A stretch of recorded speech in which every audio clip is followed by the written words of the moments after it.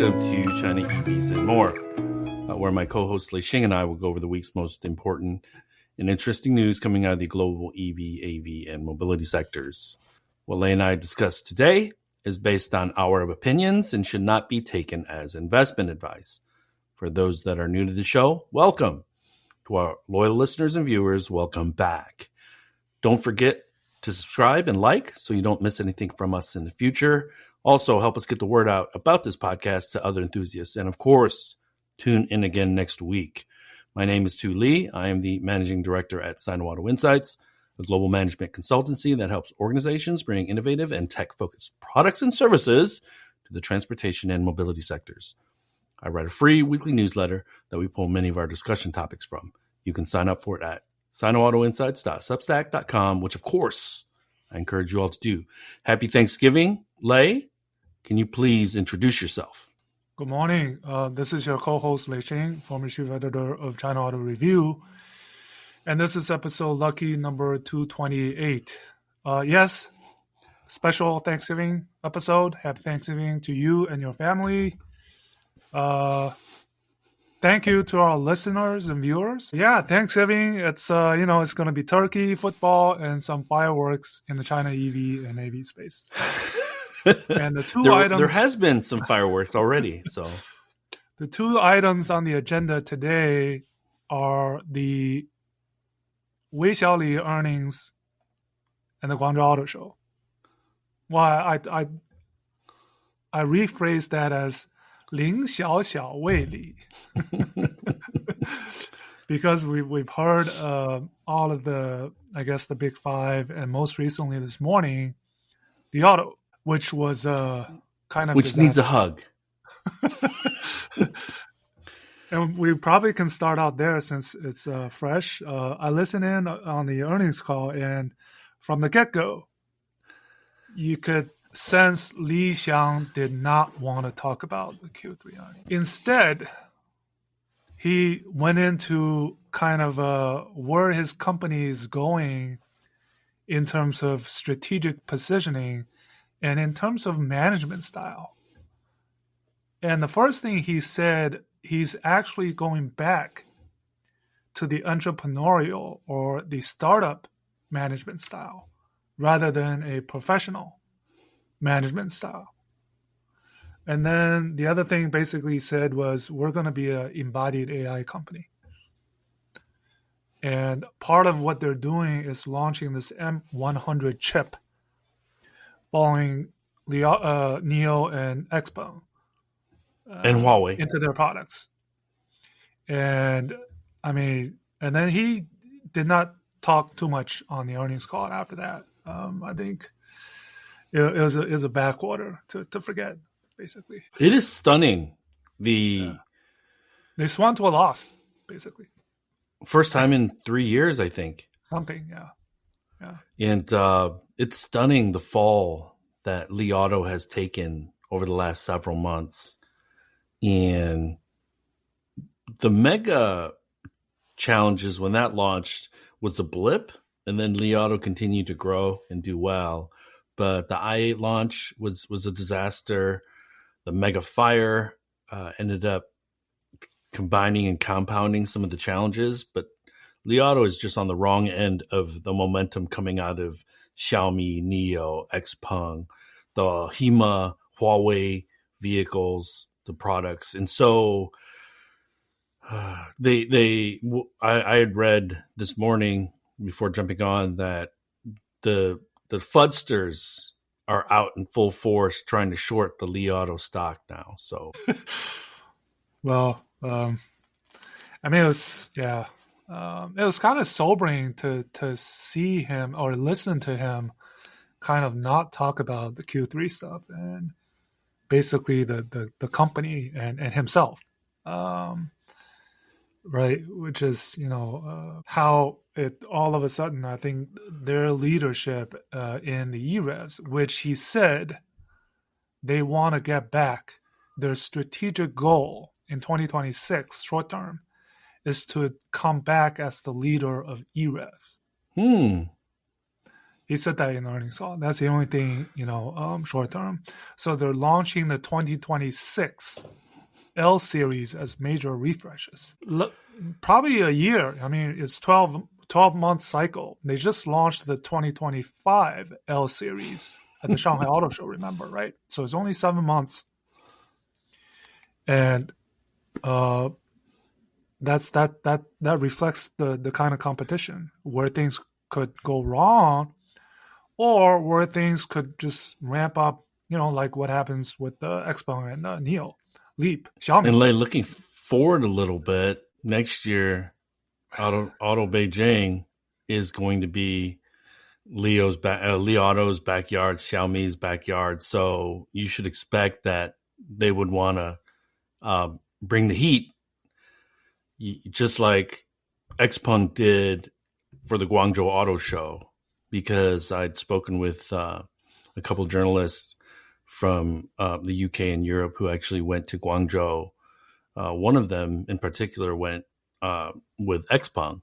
So XPeng actually only was at GZ Auto Show with their media group for a couple of hours. So he said he didn't get a chance to walk around. But so my thought is that April Li Auto might come pretty strong with announcements and their booth, because Beijing is right in their backyard. So and then looking back further, they owned the EREV space for several years. And could they have done more? Maybe. But if you look back, they had the L6, L7, L8, L9. So they had 4 products in the EREV space. I think they did pretty well for themselves. And now it's extremely crowded on the low end from an MSRP standpoint, and even the mid to high end with the HIMA models coming out. So one thing they will make a tweak or a change out into the future, 27, 28, is they're probably going to be going away from that Russian doll strategy of the L6, 7, 8, 9 looking roughly the same.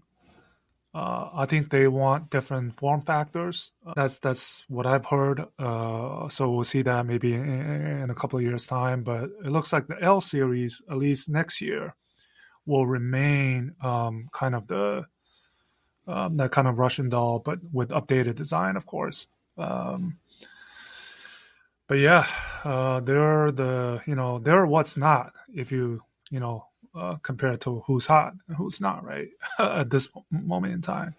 And but so let's circle back to, you said Li Xiang, which is Leapmotor, XPeng, Xiaomi, NIO, and Li Auto. So the any other earnings? The L switched, right? The L used to be Li Auto at the beginning. Right. Now it's Leapmotor. They're firing on cylinders. XPeng, yeah, I mean, you mentioned XPeng, Guangzhou Auto Show. They're opening their own new home headquarters. So I think, yeah, they invited some media KOLs to check it out, and a couple of events. Also, they are the most aggressive in encroaching into the Li Auto EREV space, because all 7 models launching next year are either EREVs of existing nameplates or entirely new ones with both BEV and EREV versions. So to put it simply, XPeng is borrowing the BYD strategy. Whether you want an EREV or a BEV, we have it. Yeah, and I think that they're stressing, He Xiaopeng is stressing that they're not the EREVs of the past. They're the so-called super range extenders. They effectively have a complete battery pack. It's not, this thing goes 30 miles or 40 kilometers. You can really just use the battery pack for 200, 250 miles, I think. So, and then it's the deepening of the chiplet, right? The chip usage of their Turing chip, and then the launching later next year of the Robo versions. So they're very aggressive on the personally owned L4 side of it, as well as the Robotaxi L4. And then not to mention the humanoid robot, right, that we've already talked about, that made waves recently. And it looks like Li Auto is trying to catch up because Li Xiang, he talked a lot about this embodied AI of robots, of cars being the first robots. So it seems to be there's some convergence of what Tesla is doing, what XPeng is doing, what Li Auto wants to do. And NIO has not mentioned about any humanoid robot plans, but yeah, that's kind of where things are converging a bit. And that's on top of dozens of robotics startups in China already. Yeah, who are not in the EV space or the AV space, right. But and it's just starting to get interesting because everybody's going to have their own silicon. Volkswagen, and yeah, with the help of Horizon Robotics. But so I was in the Bay Area in Sunnyvale. There's an accelerator venture capital firm that had hosted a conference.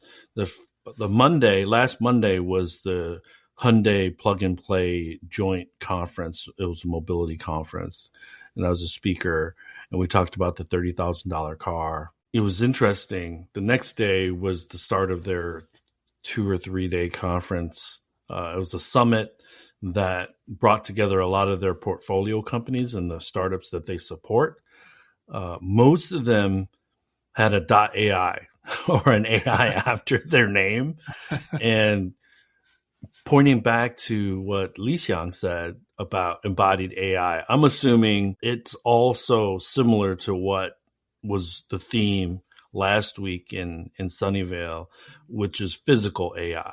Because up to this point, all the AI that we've been talking about is software-based, ChatGPT, things that help intangible stuff, right? Like help with market research. But now we're getting into what Li Xiang called embodied AI, or what a lot of the Silicon Valley startups call physical AI.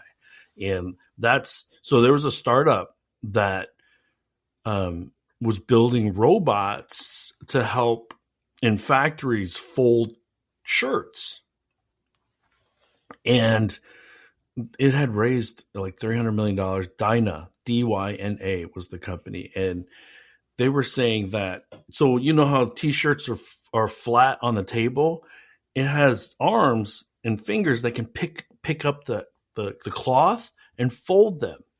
And they were saying the current time was about 60% as fast as a human. So just think of that one company and how many people are actually at factories building or, making clothes in China, in Mexico, in Southeast Asia, South Asia. Now replace 2 or 3 people with one robot. So when we talk about physical AI, we're talking about a complete transformation of the employment, how people are employed in the future, because factory workers, they're completely at risk. And we've been to FE2. We've seen that there are automotive factories in China that already don't have a ton of people walking around putting parts on a vehicle. So yeah, and then there's that Sunday robot that has made quite an entrance the last few days. Doing house chores, right? Yeah, but not a full-bodied humanoid robot, right? It's got this kind of the wheelie on the bottom. Yeah, it's really weird because you see these videos too, and I don't know if they're fakes or real, because some of these robots are doing stuff that you're like, whoa, like dancing and like doing kung fu and stuff, and it's crazy. So Yeah, take a grain of salt, right? Of what you see. Seeing is not believing sometimes. yeah, that because on Chinese social there's a ton of videos with robots doing crazy stuff, and I actually don't know if they're real or not. So Yeah. So anything this else week, notable about the earnings? so Li Auto, we talked about Li Auto. Yesterday was NIO. Happy birthday, by the way. They're 11 years old. So their earnings call was Saw on their that. 11th birthday. I tweeted that it was good and bad, right? The bad stuff was really about, again, pushing that 50,000 run rate into early 2026. And they're saying it's because of the elimination of the trade-in and replacement policy that is affecting some of their onboard models. But I think still the biggest question mark is getting to that break even in Q4. Which they still seem confident about. They're confident, right? William Lee, he's confident. He reiterated, but it's gonna be awfully hard to swing somewhat of a close to a 3 billion renminbi loss Right. to a profit in one quarter. Now, the benefit of the doubt is that in Q3, these launches, NIO Day, all happened in Q3. So their SG&A, I looked at all the SG&As. NIO's SG&A is significantly, almost like 2x the other competitors. So if they can bring that down in Q4, it'll help. But at the same time, we're clearly seeing NIO moving the bulk of their sales to these bigger, hopefully more profitable vehicles. And they have 3 more coming next year when they want to achieve full year break even. So there's 2 things on the plate. Q4 break even, 2026 break even, which are still big question marks. And if I personally believe it's hard to achieve. So I don't know. For the non-accounting folks, SG&A stands for Sales General and Administrative, which is overhead costs. Yeah. I think it was like 4 point something billion in Q3 for NIO. But Well, they have all those fancy NIO houses in the, so. Yeah, I mean Q4, it's just a matter of executing, delivering, right? They're planning 15,000, I think 40,000 ES8s in Q4.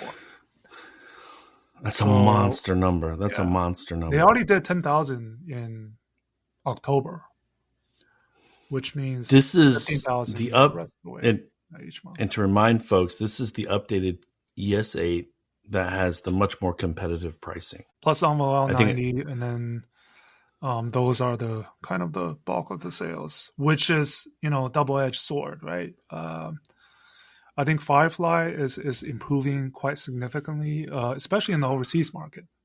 Yeah, it could be a big year for Firefly overseas. I think their time was kind of interesting. Timing of the Firefly launching overseas. Maybe it could have worked better if they had the Firefly product earlier instead of putting it into the NIO brand first. But, right, you build a brand, you build a distribution network, and you learn from it. And it looks like they're working more with partners, as what XPeng is doing, as what Leapmotor, BYD is doing. BYD is doing, right?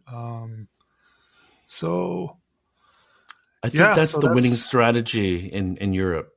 Yeah. You can't do it by yourself, and especially because of the immense diversity of the region, the taste, the language, the culture, and so for companies like BYD, Li Auto, and NIO and XPeng, I think that's the right thing to do. So. And then Leapmotor, who just launched in Brazil and Chile, they can they have Stellantis to help with, which is something the other ones don't. Leapmotor has Stellantis in Latin America and South America too. Yeah.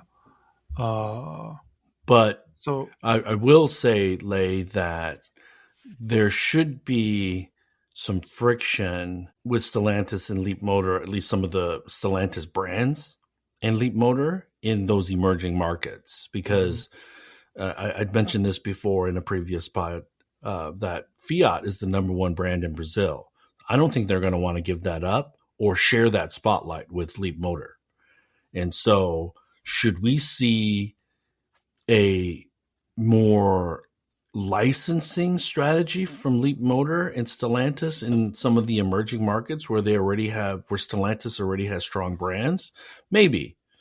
But I'm sure Leapmotor will also want to create their own space and share in those regions, in those countries. So that's something that what's his name? The CEO?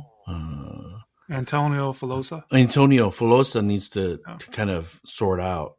So, and then Xiaomi. I mean, what can you say about Xiaomi? They've dodged every PR crisis, quality incident crisis possible, simply because they have this huge fan base that will support them any way possible. Right? They've already done or half they a have million in cumulative production, and they're going to get to 400,000 units, way past their 350 target, despite all the negativity. Go figure. Right? Here's where we have to keep this in mind always. Xiaomi is not a startup. They've been established in the market for 10 years? Is it? 15 years. 2010 15 is years. 15 years. Their EV division is less than 4 years old, but the company is 15 years old. So this whole social media frenzy in China, they're pros at this. They probably have water armies already that they just shift over to the EV stuff. Whereas an XPeng, a Li Auto, and NIO, they're experiencing all this stuff for the first time. And so I think that's where, at least in the China domestic market, they have a real advantage of kind of, let's say, massaging the narrative a little bit, the public narrative. They have a better immune system. Maybe that's the way to put it. Yes. The interesting thing is, I think, going back to NIO a bit, is when I talked to William the NIO day, he said something very interesting, that of this marathon, we're 5 to 6 kilometers into this marathon, and the next 5 kilometers going to that 10-kilometer point is going to be crucial. And he thinks it's going to be 10 years before we're certain who are the winners and losers. So what's happening with Li Auto and the headwind that BYD has faced goes back to also what He Xiaopeng said, that no one is safe. And the Ling Xiao Wei Li is kind of a good example of what happens within a short time. Still in the warring period, right? Anybody's game. And speaking of Jidu, did you see that Jidu announcement of trying to bring in strategic investors? WM Motor is coming back. Go figure. As I believe Freeman sits in LA. Or wherever he is. Not in China. I was told he was, he's not in China. So one thing I will add about the 5-year, 10-year, who we'll see, this also includes the legacy automakers and the brands, the stable of brands Stellantis has, the stable of brands that Geely has, the stable of brands that Volkswagen Group has. There's no guarantee that, and this is where, for Westerners, our European listeners, and our American listeners and viewers, we have history with a lot of these brands. We've grown up with Chevy, we've grown up with Skoda, right? We've grown up with Volkswagen. I'm not saying Volkswagen brand will go away. I don't think that will go away, but these other brands, Peugeot, Citroën, who are a little bit on the fringe, does it make sense to have them still in the portfolio? Maybe if you want strong, in the case of a Peugeot or Citroën, maybe if you want strong French market share, but rest of the world, they seem to do okay. But other brands in their portfolio could take up some of that slack. So the reality is Stellantis and Volkswagen Group are going to have to reconcile that brand strategy across the 10, 12 different brands. And, we talk about Chinese brands that might not make it. There's going to be European and American brands that don't make it either. Yeah, I agree. I think as a automaker group, I think it'll be around, but sooner or later they have to face what GM did back in the days. Pontiac is gone, right? Oldsmobile is gone, right? They'll have to face the same decisions pretty soon, especially Stellantis. Another thing, Lei, is, Daewoo was a Korean brand that GM bought. So there could be possibilities where there's a weak Chinese brand that actually has decent market share in China. I wouldn't take off the table a GM or Ford kicking the tires on a Chinese brand in order to build that presence back up in the China market. So at the same time that these Ling Xiaoxiao, Weili, they're still not out of the woods yet, we're still seeing emergence of new brands in the Chinese market. And this is probably where we can talk about the Guangzhou Auto Show a little bit. So 2 brands that were announced officially had to deal with Huawei. And yes. They're what's called the Jing. One is Yijin from Let me stop you there real quick. Yeah. Let's explain what HIMA is. Harmony in Motion. I don't know. What's the A stand for? Harmony in Motion. Harmony Intelligent Mobility Alliance. Yes. Harmony Intelligence Mobility Alliance. Yes. So that's Series Aito. That is it Luxeed? Aito, Luxeed. I think there's Stellato, 4. Stellato, Maxtro, and then there's one more. There's the Shangjie, which is SAIC. And so there's five Jies in the HIMA alliance, and now we add 2 Jings. Okay, so Huawei says they don't want to be a car brand. They are a car brand, and these are their let's say proxies.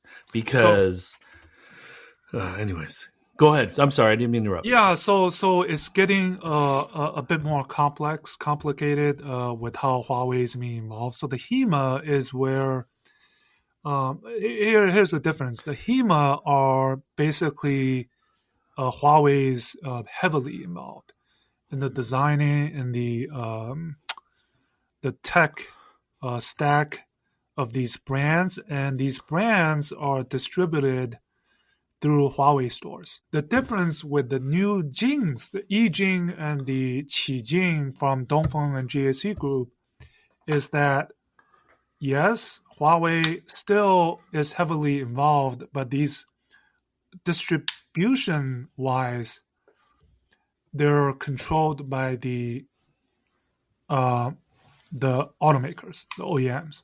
So that's one major primary difference. These Jings, they're not going to be sold through the Huawei stores.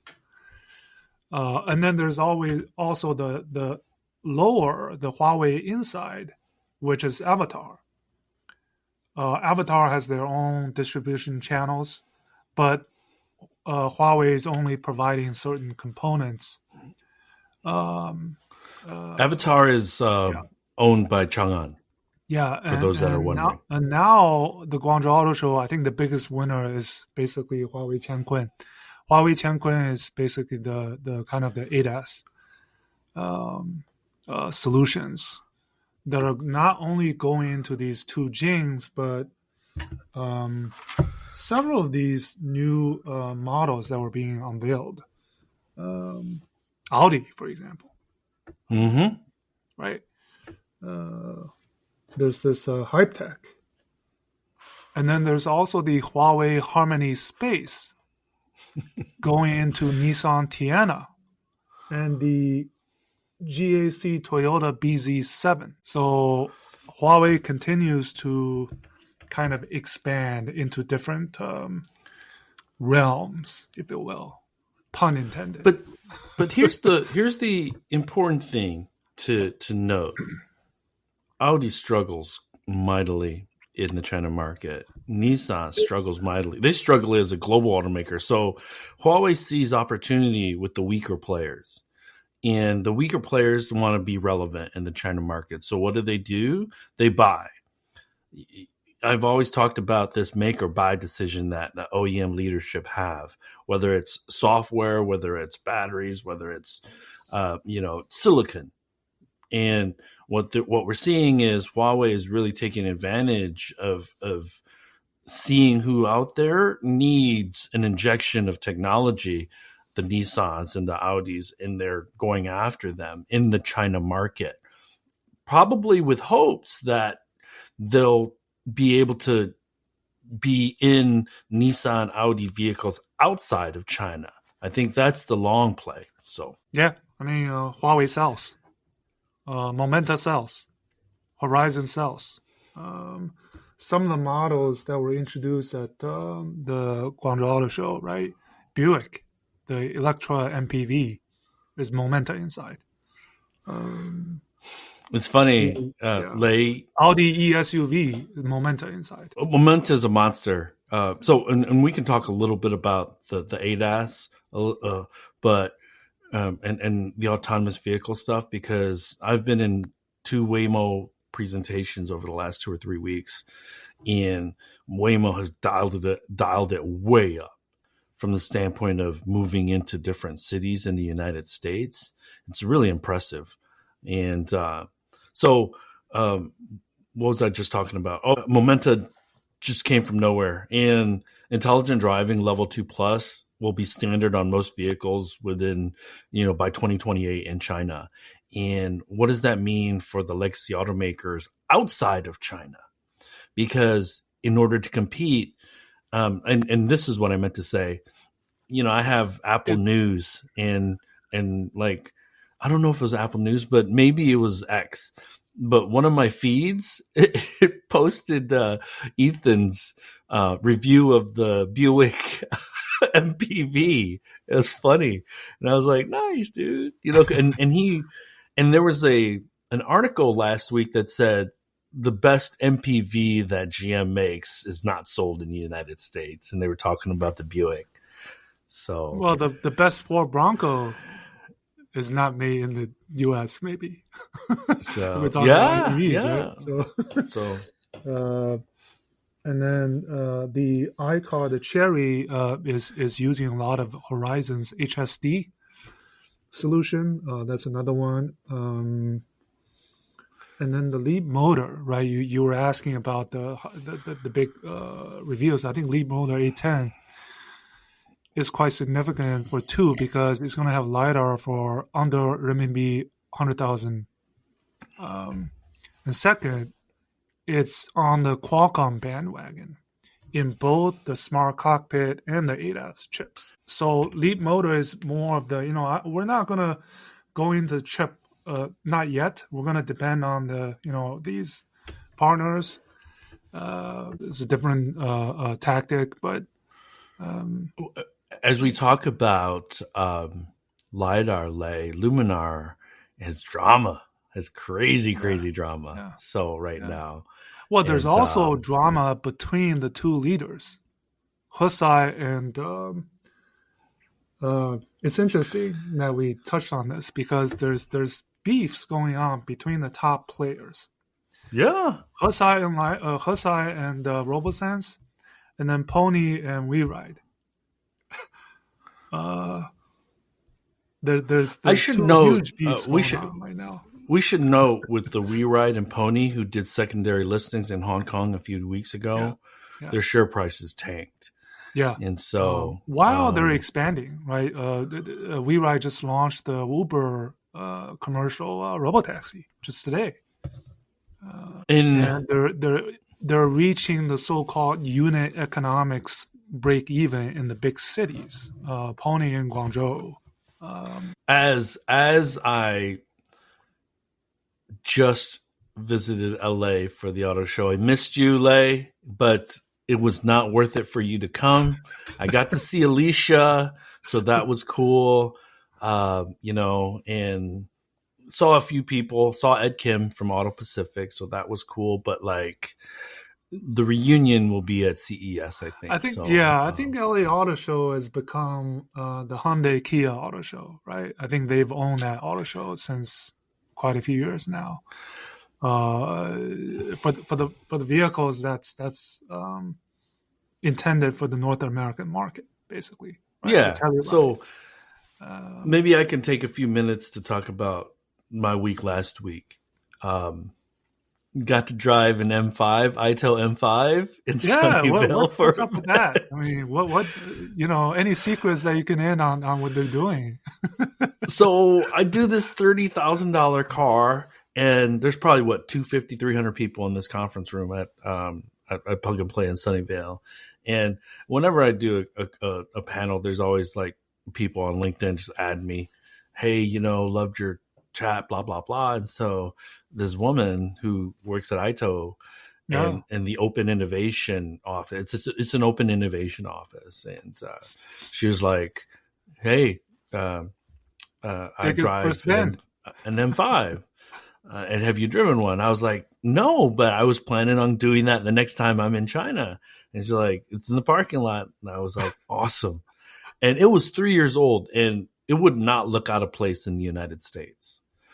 It doesn't really get too many software updates, and she can't use most of the apps because it's connected to China.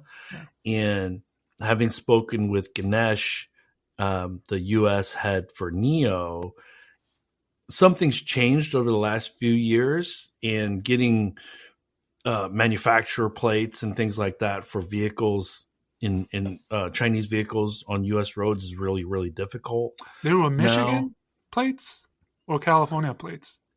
The Aito plate was a California plate. Okay. Yeah. But it was an M plate. It was a manufacturer plate. Right. And so that was cool. She let me drive it. We drove it around. Unfortunately, Silicon Valley traffic's really bad. Oh, and the other thing that I did was I did get to ride in a Robotaxi. Okay. So a cyber cab. It was a Model Y. It was a Model Y. So using the Robotaxi app. Yeah, I wouldn't have even thought of doing that. So thank you for pinging me. I did that. We went we went like a 7-mile loop, basically. Did you have to wait at the beginning for the? I did it at around 9 p.m. Oh, okay. Because I heard that it's quite difficult to get one. Waymo. The wait times are long. So here's the crazy thing: Waymo is now can pick you up in San Jose Airport. Yeah. So Waymo is now entirely in the Bay Area. Effectively, if you quickly look at a map, the revised map, I think there's more political reasons and not regulatory reasons, but particular to San Francisco International. Maybe some of the cabbies, maybe some of the other entities don't want Waymo to come to San Francisco International. I don't think it's a Waymo can't do it or is not capable. And what was cool was that in order to do the San Jose stuff, you had to be put on a wait list. But Waymo, the global head of their marketing, she presented, and one of her last slides was a code to jump the line. And so I did Waymo in we've done Waymo before. So, Sure. Just like clockwork, it's same. And I wasn't flying out of SJC, so I didn't use it for the airport. But the Robotaxi, unfortunately it was nighttime. And so the roads weren't a driver, too, right? Yeah, there's a safety driver. Seat, right? Yeah. So I asked 3 questions, and her final answer. So her first 2 answers were very, very broad, and then the third answer was, "I can't really say too much about the car," and so it was fine. I think that it's going to be tough for them. Yeah. I mean, the whole point of Robotaxi is you're not supposed to talk to anybody because there shouldn't be anybody in the car. Well, yeah, but I'm just freaking. I'm saying, right? So you put an asterisk on Tesla's Robotaxi, right? The so-called Robotaxi. Yeah, and then until they remove the safety drivers, then. It's hard to be. It's going to be hard for them, or it's going to take. I won't say hard. It's going to take a lot of investment for them to be a major player in Silicon Valley, next to Waymo. Waymo. It just seems like Waymo's going to be in like 60 cities next year. Yeah. They're going to launch in Detroit. They're going to collect data in Detroit. I think Q1 of 26. And then hopefully they'll launch the actual service end of 26 or early 27 or something like that. So they're entering Michigan or Detroit in January in order to collect data of the snow and of the roads. Same in they're going to be in Boston, time, which is closest to where I am. Right. And then I talked to Emotional Guy. And so maybe I'm going to try to get us an experience in Emotional car in Vegas, maybe. So we'll see if I can do that. Yeah, I mean, Zook is already running in Vegas, so that's something else. And in San Francisco now. Yeah. So, and what else was notable about my trip? I saw a Tensor Auto vehicle at the LA Auto Show. The thing is very huge. Weird looking, but it is 18 feet long. It is big.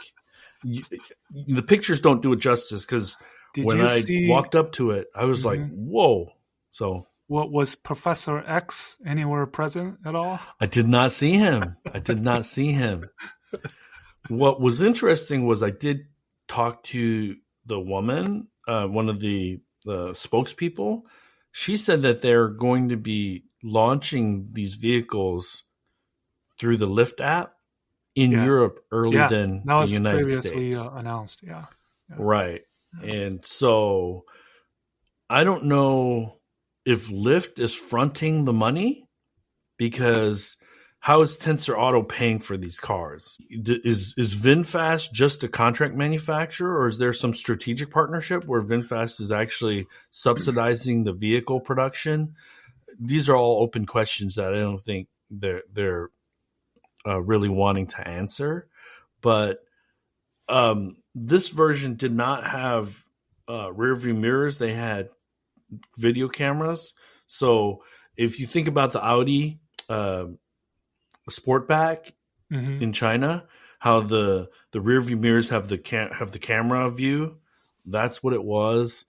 And so, and I'm also not clear whether or not this is a personal vehicle that you can put into. So if you buy this vehicle, Lei, can you, when you're at work, can you put it into the Lyft app and that was the intent, try to make money?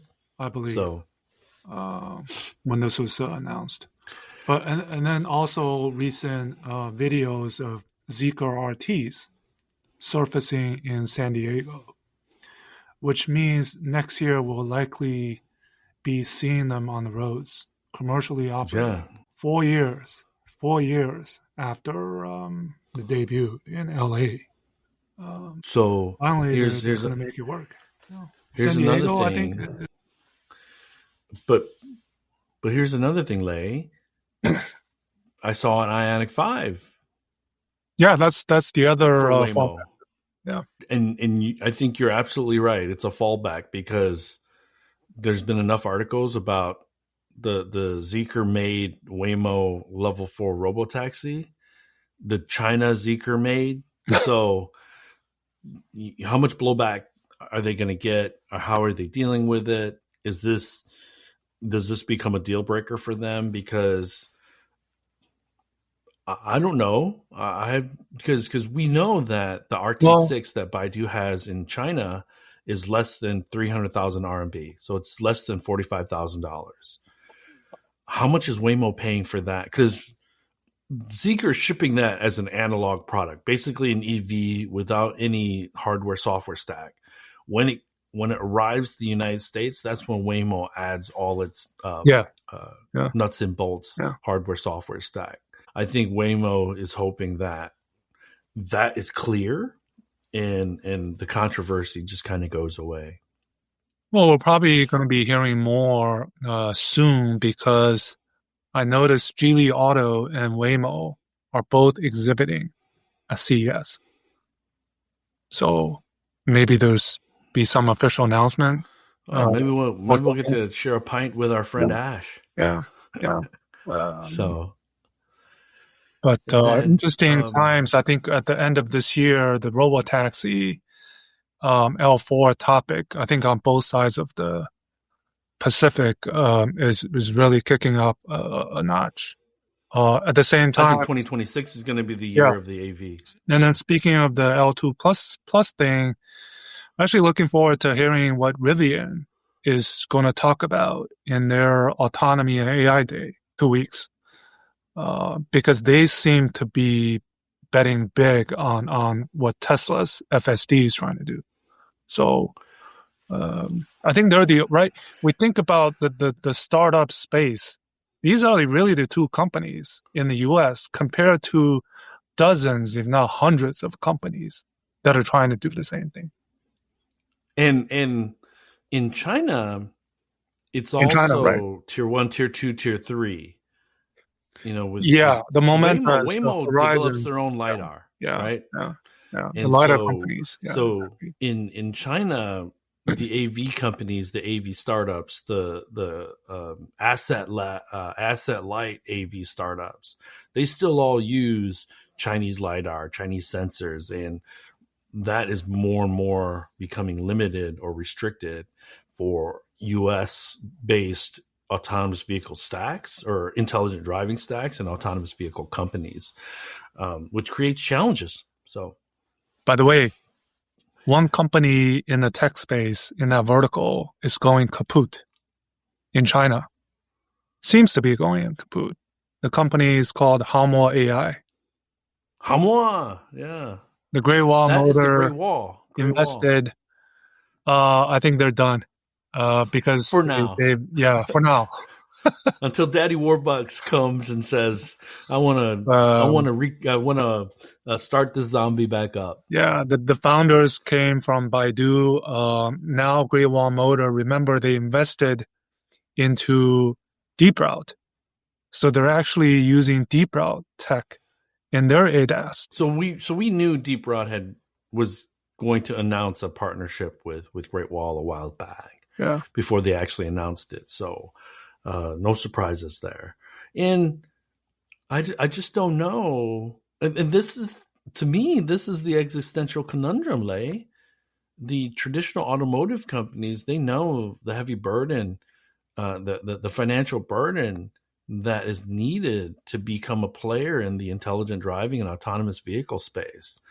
And I think they're like, no mas, we can't do this. Because a couple of the underlying things that is really important is how much data centers cost, how much energy you're going to use by powering these autonomous vehicles and things like that. And I'm talking more on the power that's needed to support the data centers, not the EV charging stuff. So it's interesting that the two companies that form out of these smaller, well, not smaller, but state-owned kind of locally state-owned. So Great Wall Motor, Chery, remember Chery had a kind of a spin-off of their ADAS company headed by the former head of autonomous driving at XPeng. The lady by the name of Dr. I forget her name, but I want to say it's Han. It's not Han. Yeah. These have failed, interestingly enough. While I think the startups, right, the NIO, XPeng, Li Auto, they've largely have maintained their kind of the position. And then the rest of it is really just make or buy. And it's really buy. From the only Menta, decision right? is buy. Yeah. The only decision is buy. Yeah. And when you and I say buy, or when I say buy, it means license or partner, because I don't think most of these car companies could afford to buy a Pony or a WeRide or something like that. Yeah. So, hey, the last thing I'll bring up with you before there's a couple of comments here that I'll read up, but there is really a Game of Thrones going on in General Motors, man.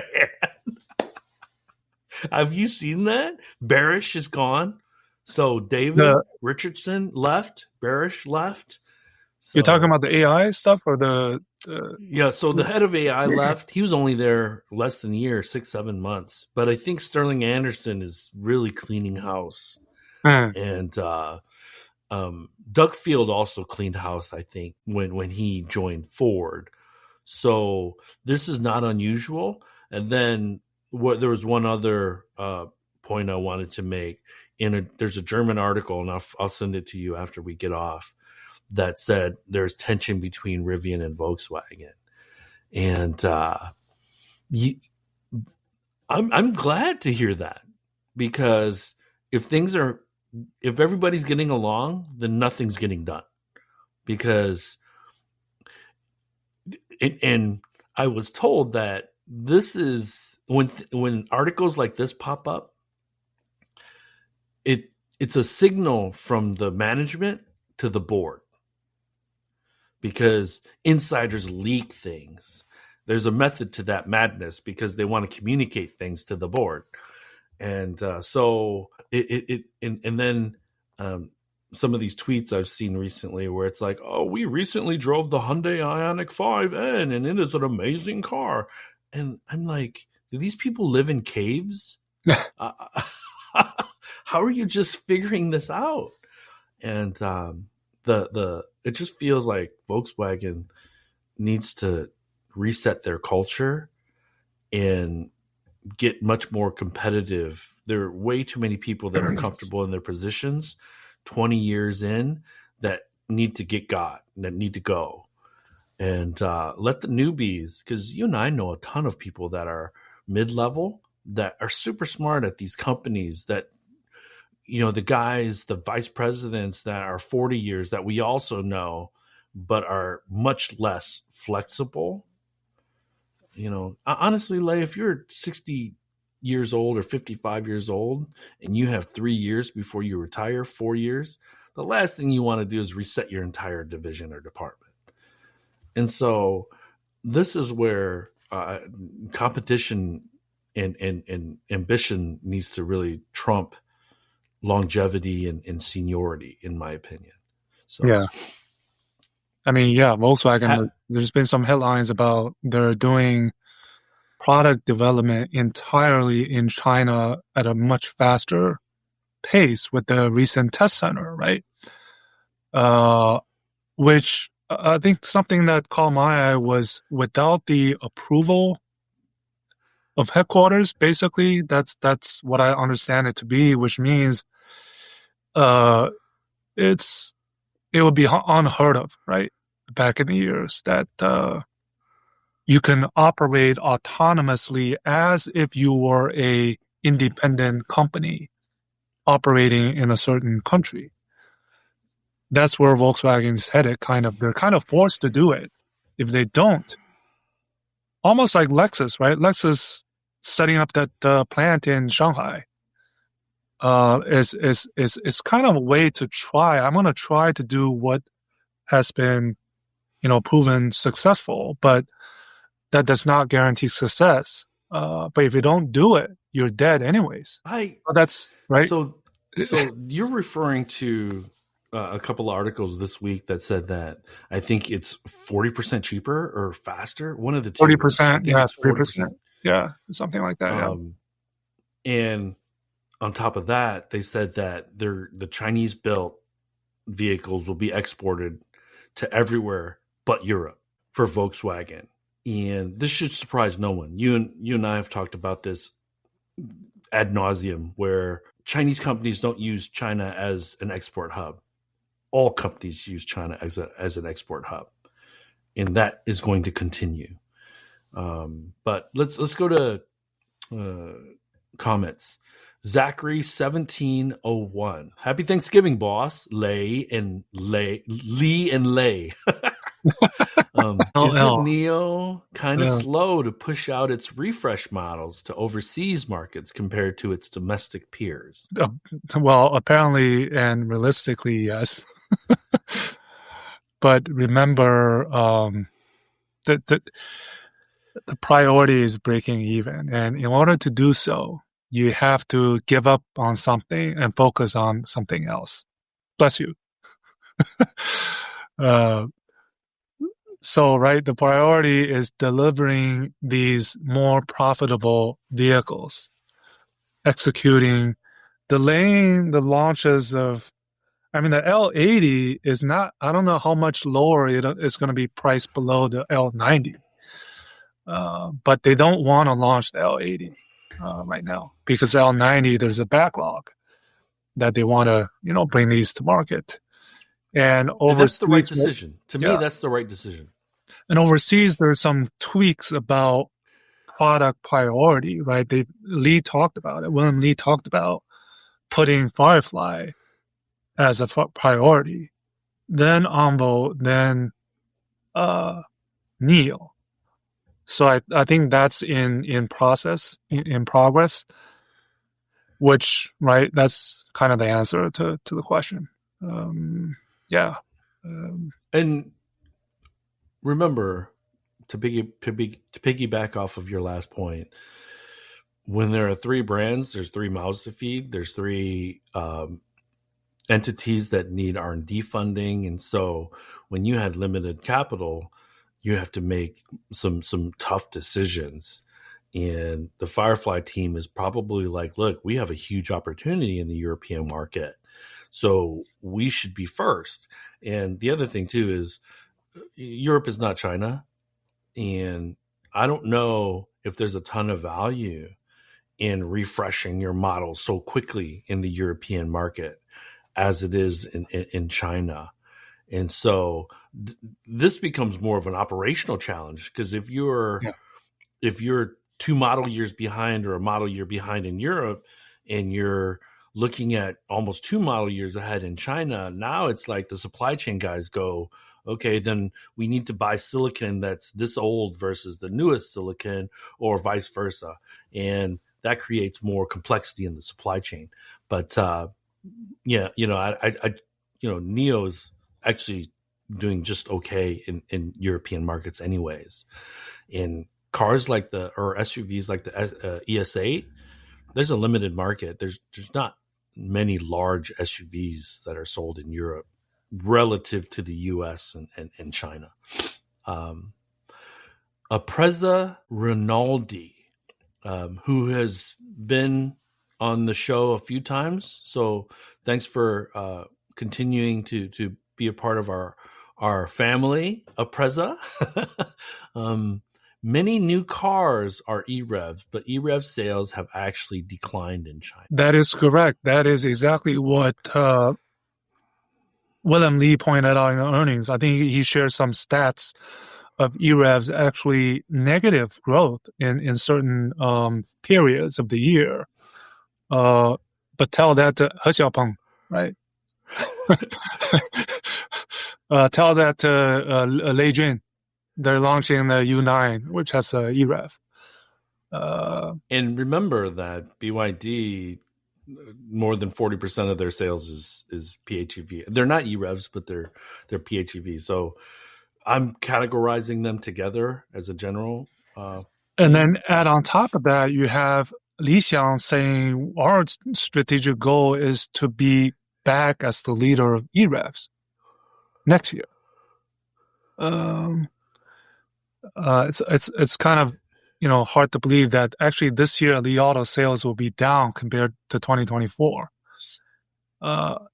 So in order to the same thing, yeah. So next year they want to grow back, and I think EREVs remains a very important part of that narrative. Preza, let me ask you: do you think they're chasing a ghost? Do you think that it's going to continue to shrink?